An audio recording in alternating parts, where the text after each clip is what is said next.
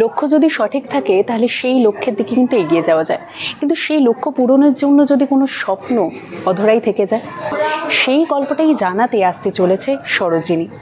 চেনে চেনে লাগছে তো? একদমই।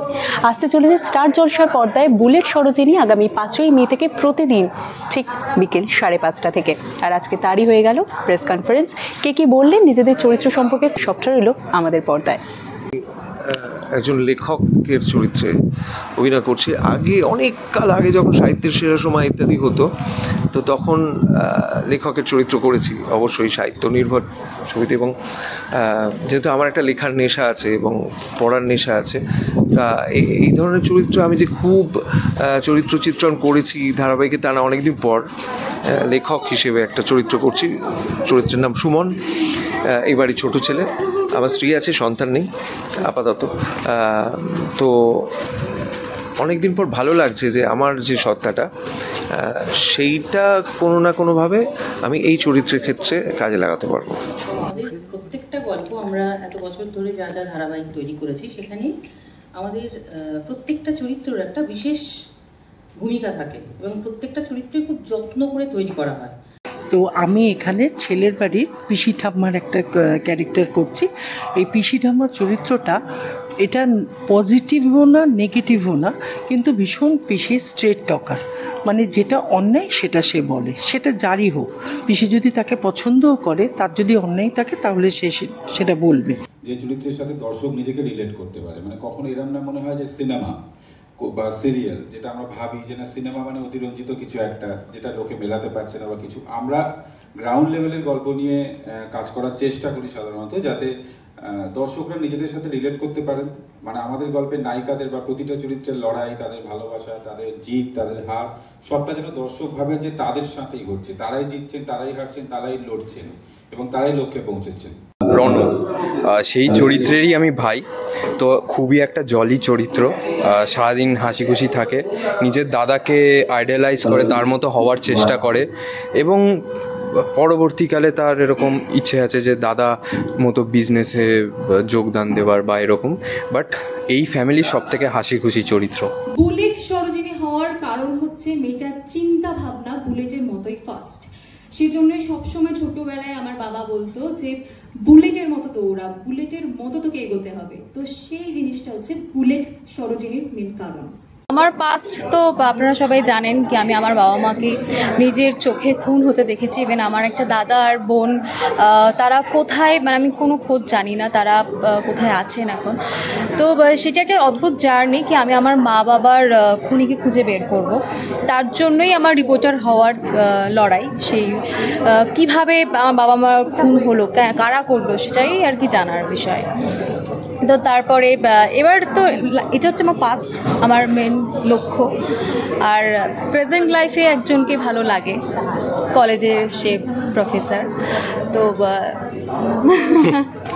তো সে মানে সেখান থেকে এবার ডেস্টিনি আমরা সবসময় যা চাই বা যা ভাবি সেটা তো লাইফে হয় না। লাইফে হয় একদম যেটা সবসময় সেটা না, লাইফে অনেক সময় অনেক না পাওয়াগুলো, না চাওয়াগুলো না হয়ে আসে।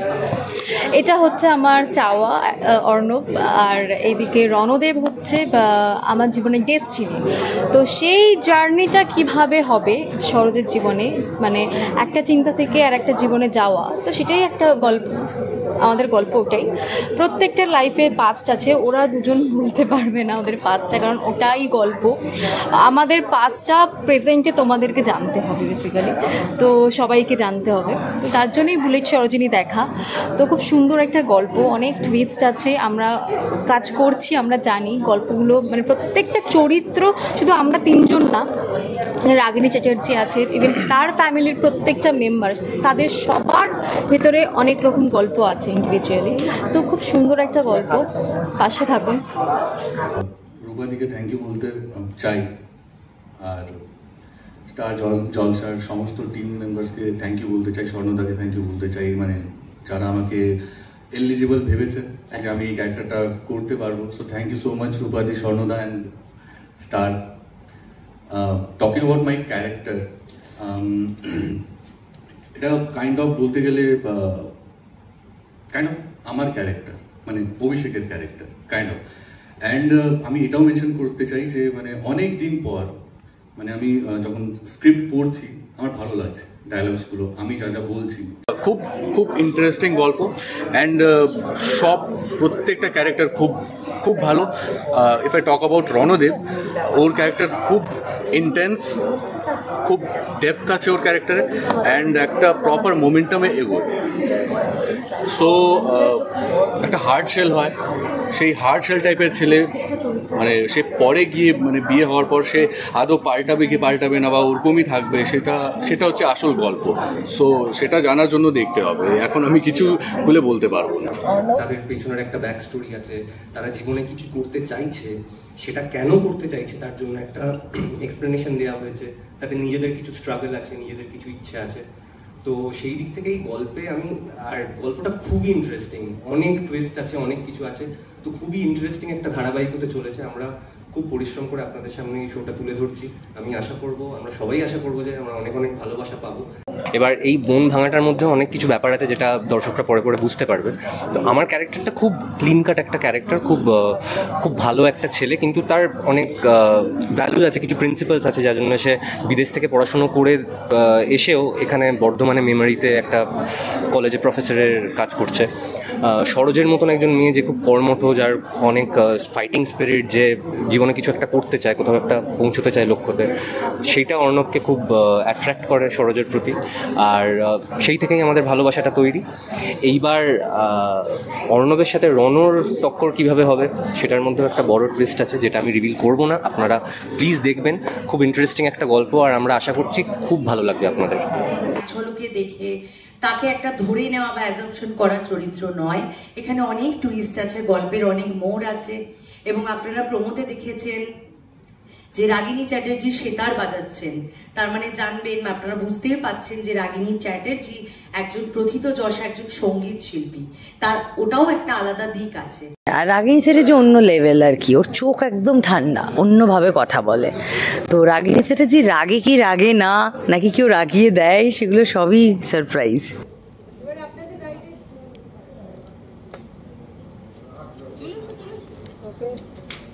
বাইরে এরকম ভদ্রলোকের মতন পোশাক পরেছি, অথচ আমার অ্যাক্টিভিটিস কী হবে না হবে, মানে এক্স্যাক্টলি কী অবজেক্টিভ, কী গোল, সেই গোলটাকে কেমন করে মানে অ্যাচিভ করব, সেটা নিশ্চয়ই খুব সহজ পথে হবে না আর কি। ফলে চরিত্রটা যে খুব সহজ সরল এবং সাদাসিধে বা ভালো এক কথা বা গুড, সেটা নয়, ব্যাড। আমাদের এই সকলের পরিশ্রম, অভিনেতা, অভিনেত্রী, টেকনিশিয়ানস, ডিরেক্টোরিয়াল ডিপার্টমেন্ট, আরও সকলের যারা রয়েছে, তাদের পরিশ্রম সার্থক হবে প্রডিউসার থেকে ডিরেক্টরদের, যদি দর্শকরা খুশি হন। তো দর্শকরা খুশি হলেই আমরা খুশি হব। আগামী 5ই মে দেখা হচ্ছে, আপনাদের বাড়িতে আমরা পৌঁছে যাচ্ছি সোম থেকে রবি ঠিক সন্ধ্যে 5:30টায় স্টার জলসার পর্দায় দেখা হচ্ছে।